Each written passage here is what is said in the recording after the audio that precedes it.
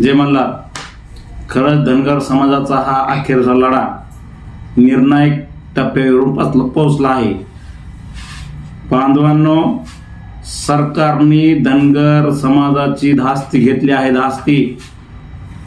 कारण की दीपक बोराडे यांच्या जालना येथील उपोषणामध्ये कधी नव्हे तो धनगर समाज जालन्याच्या इशारा मोर्चामध्ये आला आणि त्या इशारा मोर्चामध्ये आलेला समाज पाहून हे सरकार हादरलं. हादरलेल्या सरकारने दीपक भाऊंनी सांगितल्याप्रमाणे मुंबईच्या दिशेने जायचं असताना त्यांनी चाल खेळली आणि ती चाल अशी खेळली की ज्या दिवशी दीपक भाऊ त्यातून जालन्यामधून निघणार होते त्या दिवशी सकाळी 5 वाजता आपल्या धनगर बांधवांना त्या ठिकाणी अटक करण्यात आली आणि जालन्यामध्ये कर्फ्यू लागू केला. अक्षरशः दूधवाला किंवा मग फेरीवाला असल, पेपरवाला असल, कोणालाही रस्त्यावर येऊ दिलं नाही. ही घेतलेली धनगर समाजाची धास्ती होती सरकारला आणि त्यांनी तो आपला मुंबईला जायचा जो लढा होता तो त्या ठिकाणी संपवण्याचा प्रयत्न केला.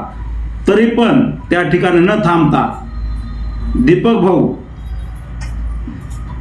मुंबईच्या दिशेने आले. मग त्या दिवशी महाराष्ट्रामधले अनेक धनगर समाजाचे नेते होते. त्यांचं कर्तव्य होतं की बाबा जो धनगर समाज चाललेला आहे त्यांना पोलीस अनेक ठिकाणी अडवत आहेत, मग त्या ठिकाणी त्यांची मदत करायला पाहिजे होती. अनेक धनगर बांधवांना त्यांचे फोन येत होते आपल्या बांधवांचे की आम्हाला असं या ठिकाणी अडवलंय, त्या ठिकाणी अडवलं. मला पण फोन आले आणि अनेक माझ्यासारख्या कित्येक जणांना फोन आले. आम्ही तर कुठले नेते नाहीत, आमदार नाहीत, खासदार नाहीत, कुणाचे काय जिल्हा अध्यक्ष नाहीत, एखाद्या पक्षाचे संघटनेचे काय नाही, तरी पण आमच्याकडे फोन आले. मग त्यांच्याकडे फोन आले त्यावेळेस त्यांनी ते समजून घ्यायला पाहिजे होते. ठीक आहे, जाऊ द्या, आमचेच माणसं आहेत, नाही समजून घेतले. परंतु सरकारने पुढची चाल खेळली. तिथंही त्यांना फस्त केलं. आपण त्या ठिकाणी गेलो.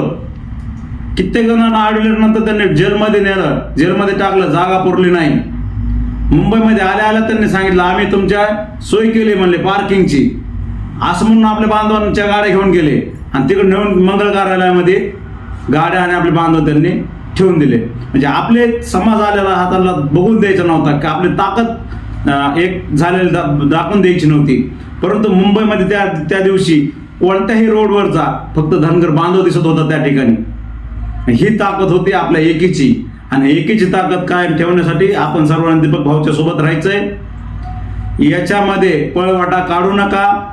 आपला हा लढा शांततेच्या मार्गाने चाललेला लढा आहे आणि अनेक लढे झाले इथून मागं. पण कोणी स्टेजवर कुणाला बोलवलं, कुणाला नाही बोलवलं. अरे काय तुम्ही ह्यासाठी लढायला येतात का? ते कुणाला बोलवलं, कुणाला नाही बोलवलं यासाठी येतात. 2019 मध्ये आम्ही गोपीचंद पडळकर आणि उत्तमराव जानकर यांच्या लढ्यामध्ये सामील होतो. त्यांच्या स्टेजवर फक्त ते 2 जण होते. आपण सर्वजण तस म्हणून थांबलोत का? त्या लढ्याचं काय फळ भेटलं नाही का? त्या लढ्याचं सुद्धा फळ भेटलं. जे आदिवासींना, ते धनगरांना 1000 कोटीच्या योजना लागू केल्या, त्यातल्या काय झाल्या असत्या, काय झालं नसत्या लागू, परंतु ते फळ भेटलं. पडळकर साहेबांनी ज्यावेळेस लढा उभा केला त्यावेळेस आपण त्यांना साथ दिली.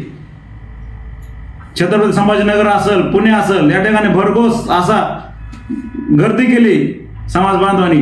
परंतु मुंबईचा लढा त्यावेळेस पण आपला फेल गेला, सरकारने फेल केला. त्यावेळेस भारत पाकिस्तान युद्धाचे ढग समोर ठेवून शिनी आणि हीच चाल ह्यावेळेस पण आपल्यासोबत केली. जर त्या दिवशी दीपक भाऊ अटक होत नव्हती तर खरोखर बांधवांनो मुंबई ही जाम झाल्याशिवाय राहिली नसते.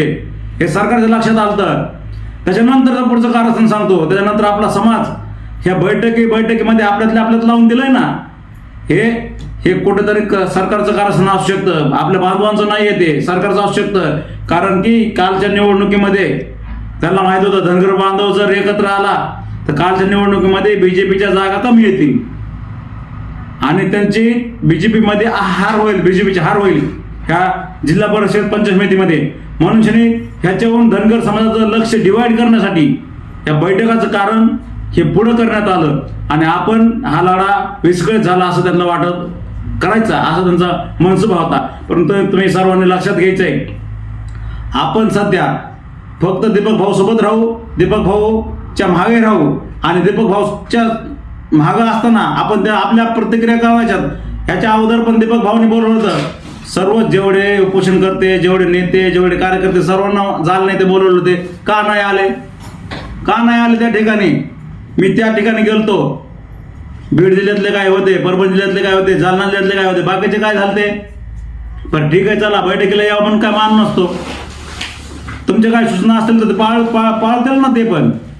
परंतु कुणाला कोणी बदनाम करू नका. समाजातल्या एकाही माणसाला बदनाम करायचं नाही आणि आपला लढा संघर्षाने लढायचा.